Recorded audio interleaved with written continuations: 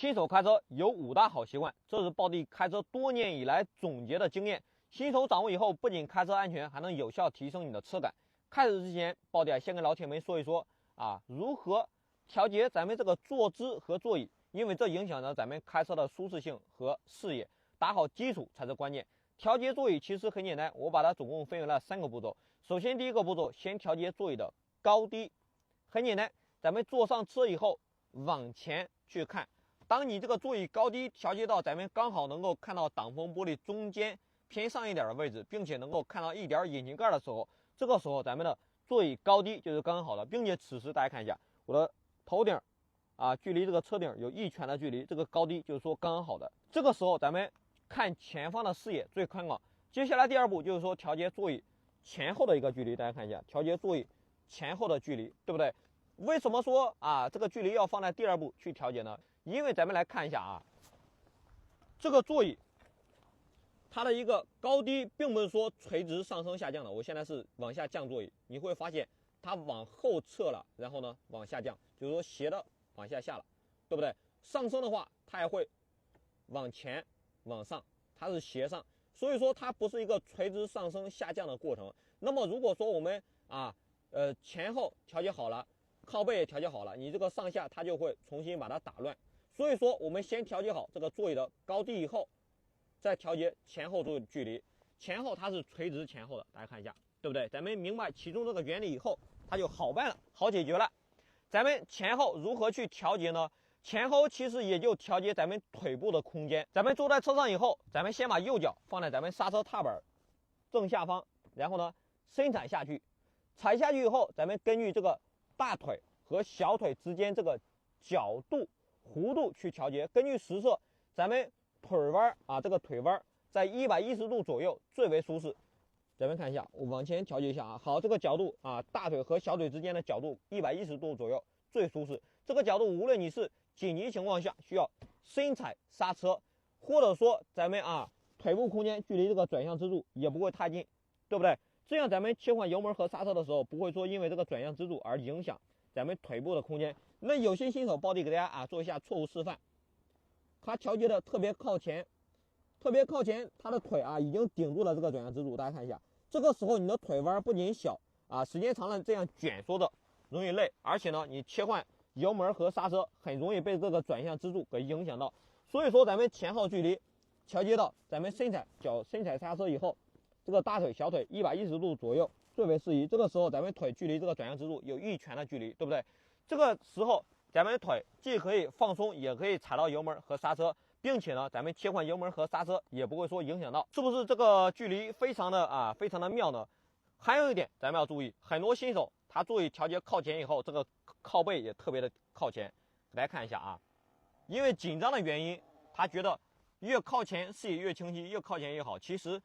除了这个腿部蜷缩的非常的累以外，你要知道这个方向盘上有气囊，万一这个气囊突然炸出来的话，你遇到一点点的小事故，这个气囊炸出来了，本身没啥事儿，但是呢你离得特别近，这个气囊前方根本没有它缓冲的一个空间，可能说直接炸出来会把你炸晕，近距离直接把你炸晕。那么这个时候气囊就不是保护而是伤害了。所以暴弟给大家分享的这个方法，前后调节的方法是最安全也是视野最好的。那么接下来第3步就是说调节咱们这个靠背的一个距离了，这个也是有讲究的。如果说你坐的太板正太直，像咱们上学的时候坐的这么直一样，那么你开不了多么大一会儿你就累了，对不对？所以也需要一个合适的靠背的角度。就像暴弟来给大家说一个比较实用你自己的方法，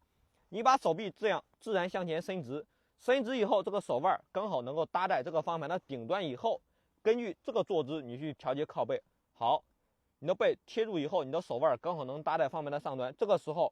咱们这个前后距离就是刚好的，这个靠背的距离也是刚好。这个时候靠背距离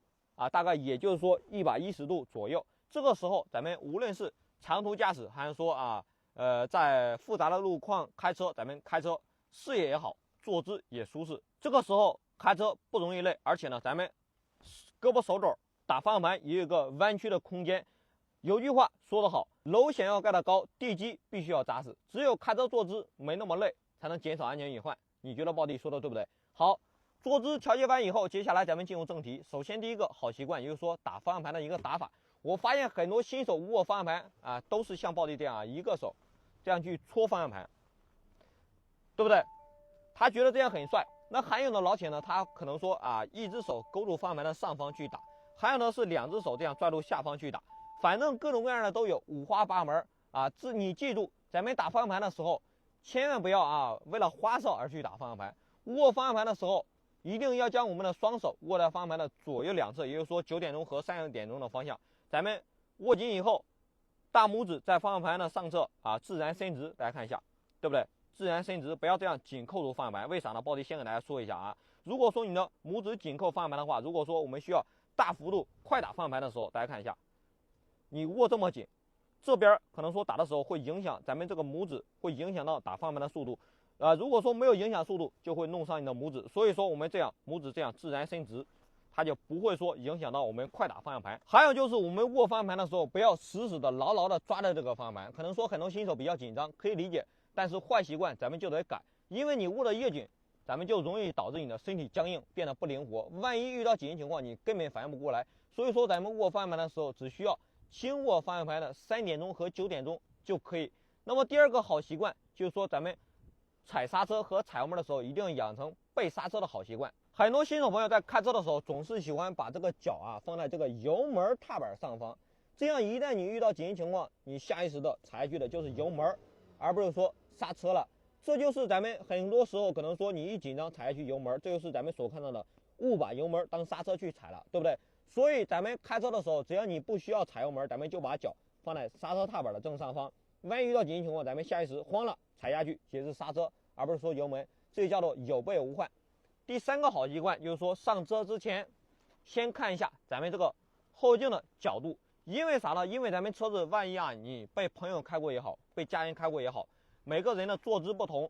后镜调节也不同，对不对？如果说你上路以后你发现啊你的后镜调节不正确，这样你开车是非常危险的。所以说咱们啊每次上车以后就要习惯性的看后镜的角度，对不对？那么接下来暴力教大家一个非常简单调节后镜的方法。很简单，咱们先来调节左侧的后镜，只需要在左侧后镜中找到左前门的门把手，然后呢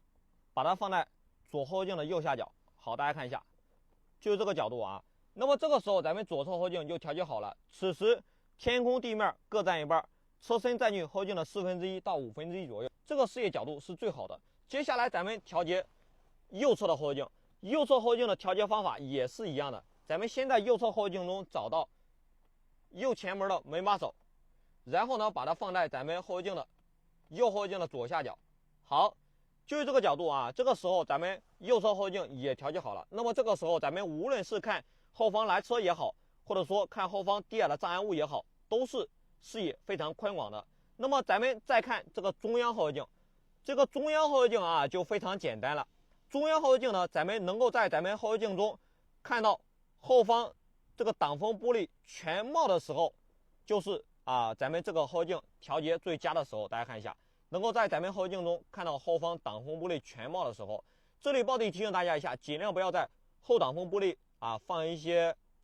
杂物，因为它可能说会影响咱们的视线。但是暴力后方有一个 AED， 对不对？我把它放在这儿是方便别人可能说急用，所以说暴力不得不放在这儿，有一个 AED 和一个急救包所以说咱们平时没啥